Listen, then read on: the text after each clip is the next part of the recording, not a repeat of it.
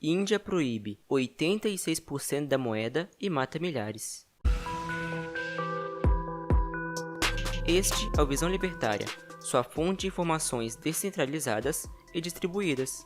Este artigo foi sugerido e escrito por Macfly Libertário, revisado e narrado por Luiz Ick. Mesmo possuindo cultura e geografia totalmente diferentes, a Índia é, de certa forma, muito similar ao Brasil. Ambos os países possuem uma fauna e flora invejável, com grande diversidade religiosa e étnica. O indiano, assim como o brasileiro, é muito trabalhador, sempre sonhando em criar e sustentar uma bela família. Após chegar em casa morto de cansaço, ele senta no sofá e liga a televisão para se entreter e relaxar um pouco. É aqui que é visto mais uma semelhança entre ele e o brasileiro. A televisão está no noticiário relatando um imenso escândalo de corrupção envolvendo grandes funcionários do governo. O ministro da Economia anunciou novos investimentos e subsídios com o objetivo falacioso de proteger o emprego do seu povo, sendo necessário aumentar os impostos. O indiano, tanto como o brasileiro, está totalmente descrente do seu governo, que vive fazendo a sua função natural muito bem, roubar parte do trabalho de cada um dos seus cidadãos. Cerca de 70% da população do país vive em miséria, sem acesso a saneamento e outros serviços básicos. Mas é especulado que, enquanto esses problemas acontecem, políticos, bancos e fazendeiros ajudados pelo Estado estão lucrando cada vez mais. Essa especulação não passa de uma pura verdade. O governo indiano é um dos mais corruptos do mundo. No Índice de Percepção de Corrupção de 2016, o país se encontra, adivinha só, empatado na posição 79, junto com o Brasil. A situação desses países é tão complicada que, para se ter uma ideia, a ditadura cubana se encontra menos corrupta, na posição 60. Mas de onde vem tanta corrupção? A resposta é óbvia: burocracia. Esta é a palavra que mais causa desespero ao ser dita no ouvido de um empreendedor e é a que mais gera excitação quando é ouvida por um engravatado.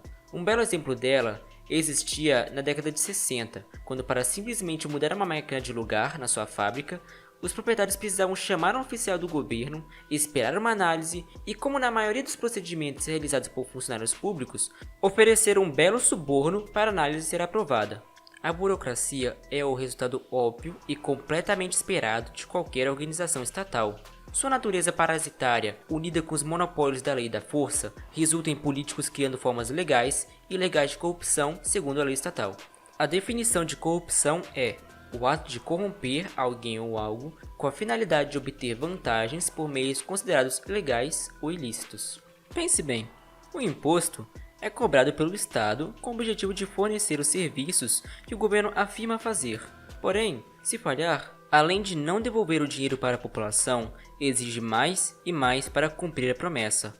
Caso alguém se recuse, a força é aplicada contra ela. Sendo assim, o Estado é uma instituição que por natureza corrompe a sociedade, e o simples fato de a pessoa se enriquecer através desta organização já é corrupção. Como os monopólios garantem seu orçamento independente do que acontecer, políticos sempre vão tentar aumentar o seu ganho. É por isso que possuem altos salários e muitos auxílios. Mas a ganância não para por aí. Eles querem mais. Querem se locupletar fora das leis que eles mesmos criaram. É aí que entra a burocracia. A classe pública busca dificultar o máximo possível a vida do setor produtivo para obter novos meios de enriquecimento, resultando no clássico suborno, uma ajudinha para a análise da troca de lugar da máquina na fábrica passar. O fato de que Cuba está na frente de Brasil e Índia naquele índice é apenas porque este país não precisa se preocupar tanto em esconder a corrupção que está fora dos limites legais, pois, como é uma ditadura, basta aumentar os limites. Mas voltando ao caso da Índia, este país oriental passa pelo mesmo problema que é relatado no Brasil.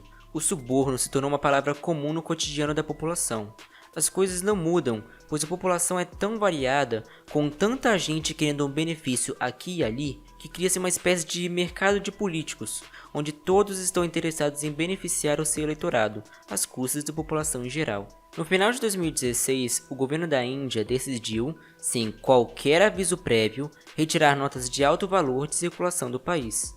Todas as cédulas de 500 e 1000 rúpias pararam de ter valor a partir de 2017, tornando-se o que elas sempre foram, simples pedaços de papéis coloridos. Essa medida fez com que 86% da moeda em circulação fosse proibida.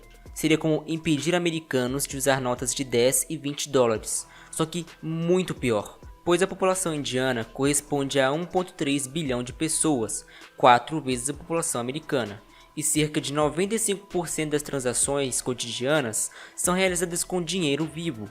A Índia possui uma das populações menos bancarizadas do mundo, já que apenas 35% da população possui conta em bancos. Como grande parte da economia era constituída por trabalhadores informais, é um gesto belo e moral, a população se recusava a pagar seus impostos, chegando ao ponto de menos de 30 milhões de trabalhadores registrarem o pagamento de seus tributos. Por causa disso, de acordo com políticos indianos, a surpreendente e traumática medida, mantida em segredo até o último momento e adotada literalmente da noite para o dia, tinha o intuito de reduzir a sonegação, diminuir a desigualdade social, atacar os integrantes do mercado negro, que utilizavam exclusivamente dinheiro vivo de alto valor nominal, e acabar com a corrupção que atualmente permeia todos os níveis do governo. Pelas regras impostas pelo Estado, os bancos só poderiam trocar 4.000 rúpias por dia, o equivalente a meros R$200, o que gerou filas absurdas por semanas em agências bancárias. Quem depositasse mais de 250 mil rúpias, R$12.000, seria investigado e interrogado pelo governo. E caso o Estado decidisse que esse indivíduo sonegou impostos, seu dinheiro seria confiscado e ele teria de pagar uma multa de 200%. Como resultado, tal política aumentou em 9 milhões o número de pagadores de impostos, mas, logo em seguida, descobriu-se que, por causa do caos gerado, a mesma quantidade de indivíduos deixou de registrar seus tributos.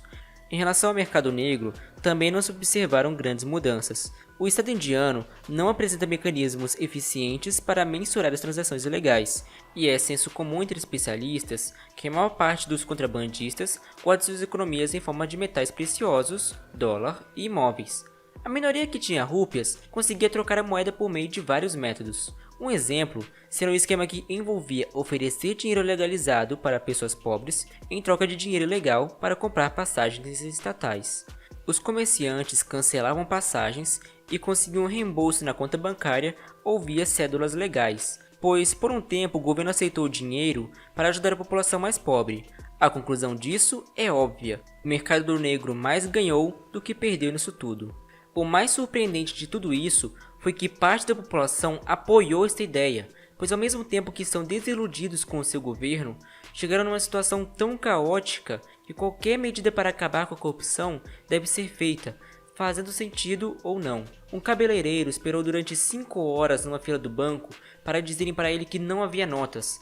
Apareciam pouquíssimos clientes em seu salão, pois eles não tinham dinheiro. A família estava sobrevivendo com a economia do cofrinho da filha. O que ele acha sobre tudo isso? Abre aspas. Estou disposto a lidar com tudo isso se isso realmente reduzir a corrupção. Fecha aspas. Tudo o que restou foram enormes filas nos caixas automáticos das agências bancárias, desemprego e, por fim, mortes, pois o tumulto nas ruas gerou brigas físicas e os indivíduos se viram sem dinheiro para comprar comida ou itens básicos.